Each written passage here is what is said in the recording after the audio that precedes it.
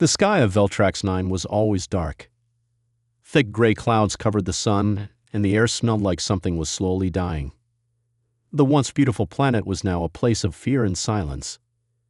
For 70 years, the people of Veltrax 9 had been sending messages into space. "Please help us," the message said. "We are dying. Our planet is infected. We need help." They sent the signal again and again. Every hour, every day, every year. They used the strongest satellites and the oldest space towers. They used every language known in the galaxy. But no one replied. The leaders of Veltrax tried contacting the Galactic Council. They begged the powerful Drex coalition. They even sent gifts to the Farn Empire, hoping for a response. Nothing. The cities of Veltrax began to fall. The fungus was everywhere, on buildings, on machines, and the food. It moved slowly, but it never stopped. Some called it the Gray Death. It was not alive like animals or plants. It was something different, something alien. People got sick. Then they vanished. Sometimes entire families were gone in one night, their homes covered in gray dust. Panic grew. The scientists tried everything: fire, cold, chemicals. Nothing worked. The fungus always came back stronger than before. In the capital city, Elder Mavrin stood at the top of the old tower. He looked at the broken sky and whispered to himself, "Why is no one coming?" He remembered the old days, when Veltrax was full of life, when they traded with other worlds, when children played in green parks. Now the parks were empty. Only the fungus played there. Then one morning something changed. The communication towers, silent for years, suddenly made a sound. A sharp beep, then another, and then a voice. "We heard you." The room fell silent.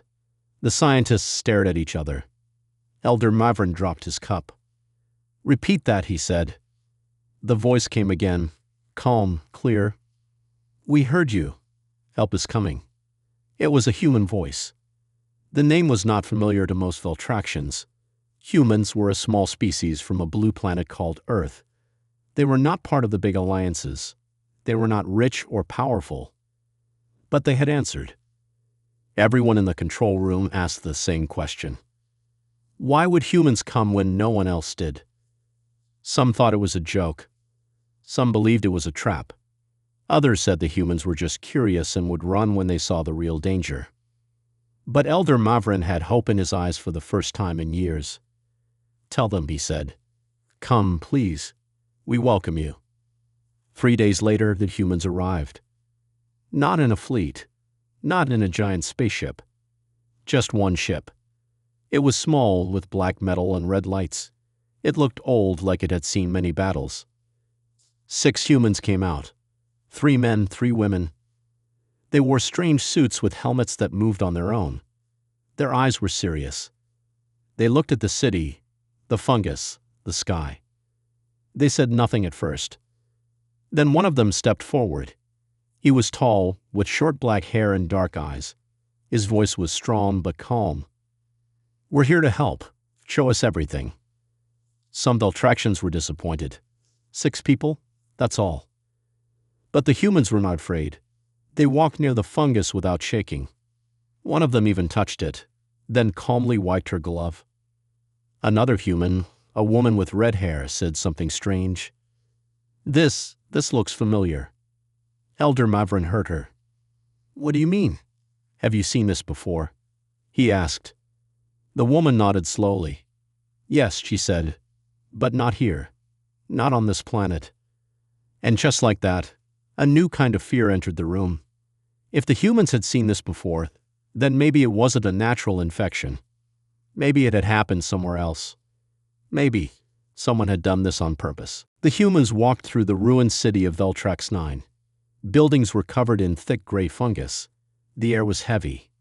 Every step made a soft crunching sound on the gray ground. The Veltraxians followed them at a distance, watching silently. These humans were strange. They didn't ask for protection. They didn't seem afraid. And they didn't talk much. The leader of the humans, Commander Jalin, looked around with calm eyes. He had seen many dead worlds before. But this one was different. Beside him was Dr. Riley, a biospecialist. She studied the fungus carefully. She took samples with a silver tool and placed them into a small glowing box. The third human, Cole, stood guard.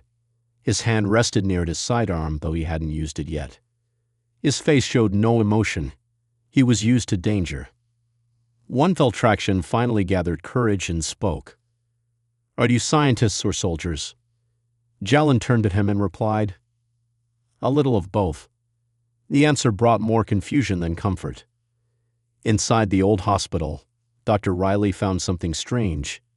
A wall of fungus had grown around a machine, but the machine wasn't Veltraction. It was alien. She called the others. Jalin looked at the device, then exchanged a quick look with Cole. Riley spoke softly. "This is Nyrex tech. I'm sure of it." Jalin nodded. "Then it's not just a disease. It's a test." The Veltractions heard the word Nyrex for the first time. It didn't sound friendly. "What is Nyrex?" Elder Mavrin asked. Jalin turned to him, his face serious. "An old enemy," he said. "A race that hides in shadows. They don't attack directly. They create weapons, test them on weak planets, and then disappear." "Why would they test it here?" Mavrin asked. "Because no one was watching," Riley replied. "They knew no one would come to help. They thought this place was forgotten." The room went quiet.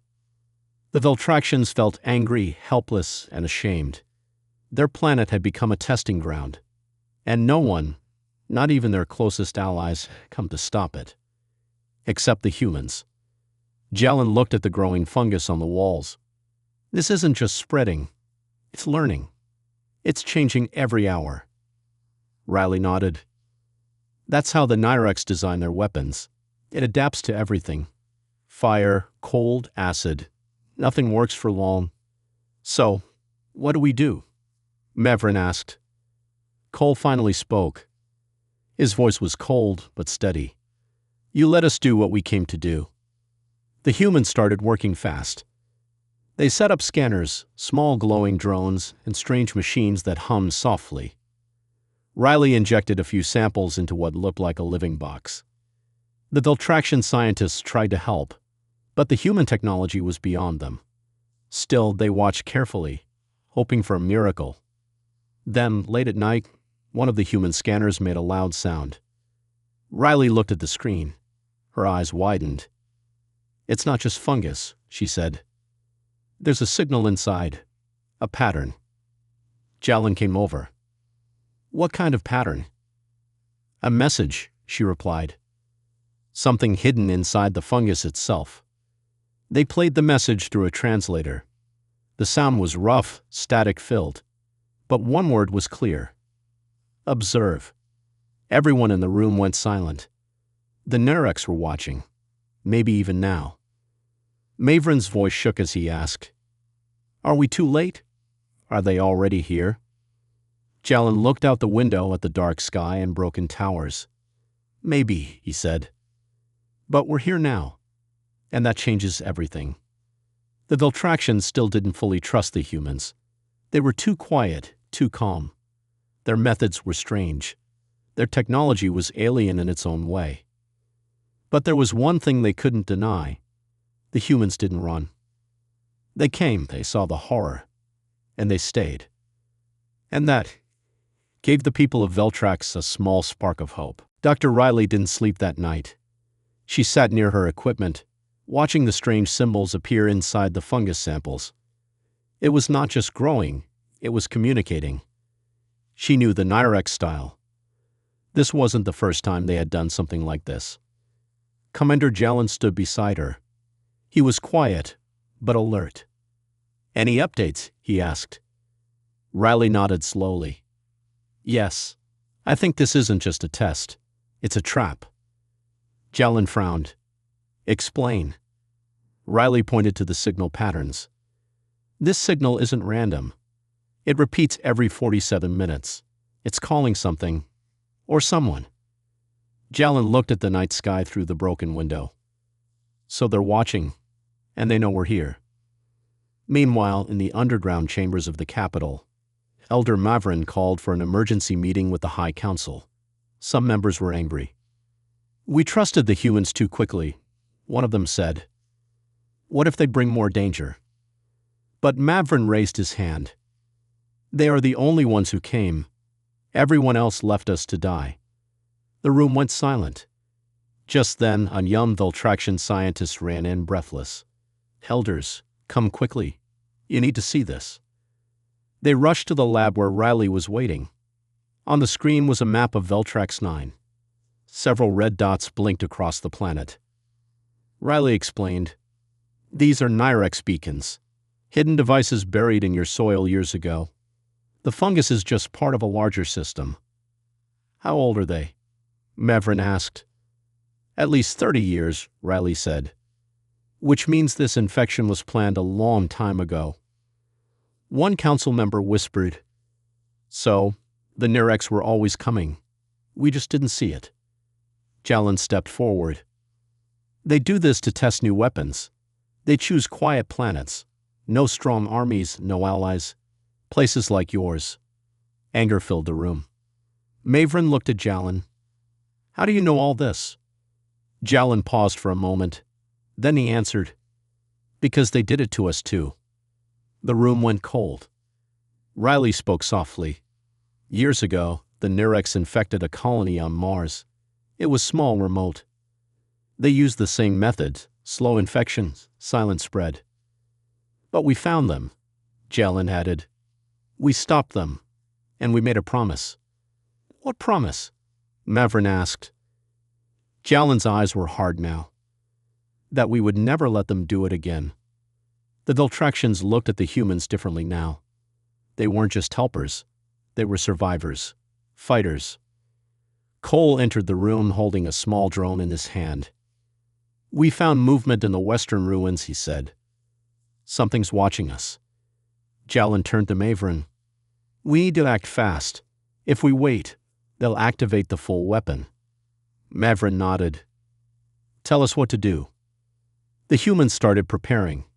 They set up scanning towers, heat detectors, and trap fields. They trained Viltraxian guards how to defend the key zones. Riley built a small device with blinking lights and strange wires. She placed it near the largest fungus nest. "This will trace the source signal," she said. "We'll find where the Nyrex are hiding." The city was filled with quiet panic and movement. People were afraid, but also hopeful. For the first time, they had a plan. Jalin stood on a rooftop with Mavrin as the sun tried to rise through the gray clouds. "Why did they never answer us?" Mavrin asked, his voice soft. Jalin looked at the sky. "Because the galaxy is full of cowards. Everyone waits for someone else to take the risk. But humans, we don't wait." "Why?" Jalin smiled a little. "Because we've lost too much already. We know what happens when no one helps." Just then, Riley's device beeped loudly. She ran to the rooftop. "We got it. The source of the signal. It's not far. A hidden facility under the old mining zone." Jalin nodded. "That's where they are. That's where we end this." The old mining zone was quiet. Too quiet. Dust covered the broken machines. Rusted towers stood like dead trees. But underground, something was alive, something watching. The humans arrived first. Jalin, Riley, and Cole moved carefully through the ruins. Behind them, a small group of Viltraxian guards followed, nervous but ready. Dr. Riley held a scanner. The screen blinked faster as they walked closer. "The signal is right below us," she whispered. "There's an underground base here, hidden by the fungus." Jalin gave a short nod. "Then we dig." Back at the capital, two other humans, Lena and Marcus, were setting up something strange. It looked like a black dome full of glowing wires and blue lights. Elder Mavrin watched them. "What is this?" Marcus smiled. "A trap. If the Nyrex try to activate their weapon remotely, this device will block the signal." "And if they come here?" Mavrin asked. Lena answered without looking up. "Then we'll be ready. Humans don't like losing." Underground, Cole used a plasma cutter to open the metal floor. Heat and smoke filled the air. Finally, a round tunnel appeared, leading down into darkness. No one spoke. They climbed down. At the bottom, they found a hallway clean, smooth, and glowing with green lights. This was not Veltraction technology. Riley whispered, "Definitely Nidorex." They moved slowly. At the end of the hallway was a large chamber. Inside was a strange machine, pulsing, alive, surrounded by fungus walls. In the center, a black orb floated, spinning slowly. The same word echoed softly from it again and again. "Observe, observe, observe." Jalin stepped forward. "This is their weapon core. If it activates, it will release the final stage." "Final stage?" one Veltraction asked. Riley replied quietly, "Total collapse. Your cities will melt. Your people will disappear." Back on the surface, something else was happening. In the sky above the capital, a black shadow appeared. A small Nidorex ship.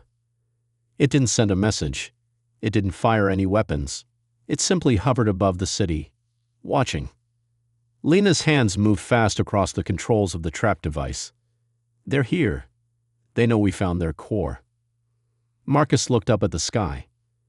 "They won't leave until they finish their test, or we stop them." Deep underground, Jalin gave the order. "Riley, shut it down." Riley placed a small cube on the machine. It hummed, blinked red, then green. Data flowed into her wrist display. "It's changing. It's fighting me. The machine is alive." "Then we break it," Cole said simply. He pulled a small round device from his belt. A miniature explosive. "Set timer, 90 seconds. "Wait," Riley said. "If we destroy it now, we might never know how to stop the other ones." Jalin looked at her. "And if we wait, Veltrax dies." A moment passed. Riley stepped back. "Do it." The countdown began. 90, 89, 88. They ran back up the tunnel, warning everyone to fall back. The team reached the surface as the timer hit 10, 9, 8. Suddenly, a deep sound came from underground, like the growl of a sleeping monster. Then, boom. The ground shook. Dust flew into the air. The sky turned orange for a second, then gray again. The machine was gone. The black Nidorex ship in the sky began to move. It turned slowly, then disappeared into space. Lena watched it go. "They're retreating. For now." Marcus didn't smile. "They'll try again. Somewhere else." That night, the Veltractions lit candles in the streets. For the first time in years, they sang. Children played. Families hugged each other. They knew it wasn't the end, but it was hope. Elder Mavrin stood with Jalin on the city walls. "Your plan worked. You saved us." Jalin shook his head. "We bought you time, that's all. But why risk your lives for us?" Jalin looked out at the stars. "Because no one helped us once, and we said, never again." 2 days had passed since the humans destroyed the Nidorex core under the mines. Veltrax 9 was slowly returning to life. The fungus had stopped growing. The air was cleaner. The people had hope again. But Commander Jalin wasn't celebrating. He stood alone in the ruins, looking up at the stars. "They left too easily," he said to himself. Dr. Riley joined him, holding a tablet. "You were right," she said. The signal didn't end. It moved. Jalin turned sharply. "Moved where?" "Here." She pointed to the capital. Inside the city's old communication tower, Lena and Marcus were scanning the system. They had found something strange, an old data stream hidden inside Veltrax's own network. It had been broadcasting for years. "This signal wasn't sent from outside," Marcus said. "It was sent from here, from inside Veltrax." Lena frowned. "You think the Nidorex had someone here, feeding them information?" Marcus nodded. "A spy, maybe more than one." Back at the council building, Elder Mavrin was shocked by the news. "One of us, he asked. That's not possible.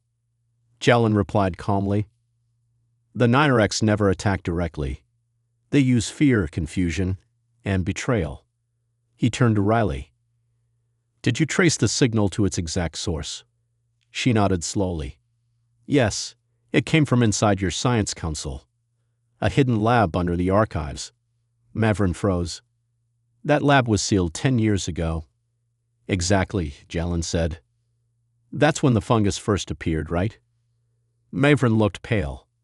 A team was sent to the old lab. It was dark, filled with dust, but something was still active. A machine, small, black, and glowing faintly, sat in the center. Riley scanned it. It's a relay. It sent everything about Veltrax to the Ninerex, climate data, defense maps, even medical records. Suddenly, a soft voice came from the shadows. You were never supposed to find this. Everyone turned. An old Veltraxian scientist stepped into the light. His name was Varnal, once a respected figure. Mavrin gasped. You worked on our medicine program. Varnal smiled, but it was not warm. I worked for survival, he said. The Ninerex offered us a chance. In return for data, they promised to leave a few of us alive. You betrayed your people, Mavrin said, his voice shaking with anger. Varnal shrugged. No one else answered our calls for help. Not for years. The humans came late. I made a deal long before that. Jalen stepped forward. And now it ends. Cole aimed his weapon. Varnal didn't resist. He simply closed his eyes. They will come again, he whispered. You can't stop them. Back in the capital, the truth spread quickly. A respected scientist had been the enemy all along. It broke many hearts, but it also opened many eyes. The people finally understood. The Ninerex didn't just use weapons. They used silence, isolation, lies. Later that night, Jalen sat with Riley, Lena, and Marcus around a small fire. We stopped one attack, Riley said. But there are others out there. Other planets. Other traps. Lena looked up at the stars. Then we keep going, one world at a time. Jalen didn't speak for a moment. Then he said, we should tell them about Earth, about what happened to us. Riley looked surprised. Are you sure? They deserve to know, he replied. The next day, Jalen stood before the Veltraxian Council. He told them everything. How the Ninerex had infected one of Earth's colonies with a silent virus. How billions died before humans even realized what was happening. How Earth almost collapsed, but didn't.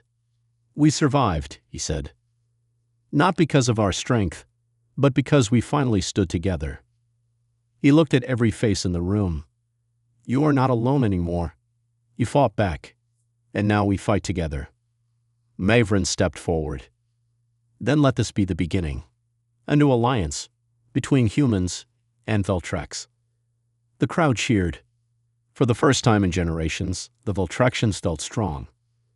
Not because of weapons or walls, but because someone had finally answered their call. Veltrax 9 was no longer silent. Where once fear lived, now voices of hope echoed in the streets. Buildings were being cleaned. Children played again. Life had returned. But the scars of the past remained. Commander Jalen stood on the old wall of the capital, looking out at the sunrise. He held a small device in his hand, Riley's modified transmitter. It now sent only one message. We survived. We are not alone. Inside the council hall, Elder Mavrin prepared a special speech. For the first time in Veltraxian history, their words would reach far beyond their planet. A live broadcast, through human satellites, would be sent across systems. The world watched. And this time, someone was listening. The humans prepared their ship for departure. Lena packed equipment, Marcus checked the engines, and Cole inspected the defense systems. Riley sat quietly with her datapad, writing her report. Jalen walked over. You sure we're ready for this? He asked.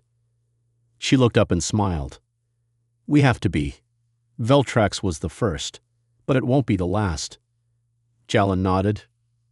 The Nyrex are still out there. Planning, hiding, waiting. Cole added from across the room. Then let them wait. We'll be ready next time. As the sun rose higher, the humans stood beside Elder Mavrin in the central square. Thousands had gathered. Veltraxians of all ages, all roles. Even children held small flags made from cloth, colored blue and white, Earth's colors. Mavrin raised his hand. We were forgotten, he said loudly. For years we called for help. No one came. Until now. He turned to the humans.